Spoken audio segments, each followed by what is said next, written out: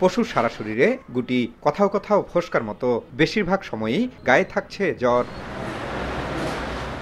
এতদিন বছরের নির্দিষ্ট একটি সময়ে গবাদি পশুর লাম্পি স্কিন রোগ দেখা দিলেও ঠাকুরগাঁয়ে এখন সারা বছরই এ রোগে আক্রান্ত হতে দেখা যাচ্ছে।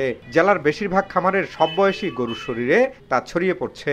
খামারিরা বলছেন, প্রাণী সম্পদ বিভাগের চিকিৎসায়ও কোনো সুফল মিলছে না। অনেকে স্থানীয় কবিরাজ কিংবা ভেটেরিনারি ওষুধের দোকান থেকে অন্যের পরামর্শ মতো ওষুধ খাওয়াচ্ছেন খামারের পশুকে, তারপরেও মারা যাচ্ছে গরু। ল্যাম্পিং রোগের আমার গরু মারা গেছে একটা, আর এই এলাকার অনেক ল্যাম্পিং রোগ ছিল।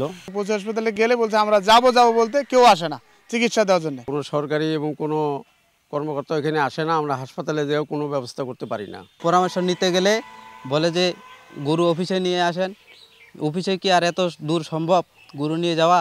অফিসার যদি মনে করে যে বাড়িতে এসে চিকিৎসা দেয় তাহলে আরো বেশি ভালো হয়। রোগটি ভয়াবহ আকার ধারণ করলেও তেমন কোনো উদ্যোগ নেই প্রাণী সম্পদ বিভাগের। এ নিয়ে খামারিদের পরামর্শ দেওয়ার গতানুগতিক আশ্বাস সংশ্লিষ্ট কর্মকর্তার। লাম্পি স্কিন যেহেতু নতুন রোগ, এটার টিকা এখন আমাদের দেশে আবিষ্কৃত হয় নাই, এই জন্য আমরা এটা দিতে পারছি না। তবে চেষ্টা করা হচ্ছে ডিপার্টমেন্ট থেকে যে সরকারিভাবে এই টিকাটা দেওয়া সম্ভব হয় কিনা। প্রাণী সম্পদ বিভাগের তথ্য মতে ঠাকুরগাঁয়ে গত 6 মাসে এ রোগে আক্রান্ত হয়ে মারা গেছে অর্ধশতাধিক গরু।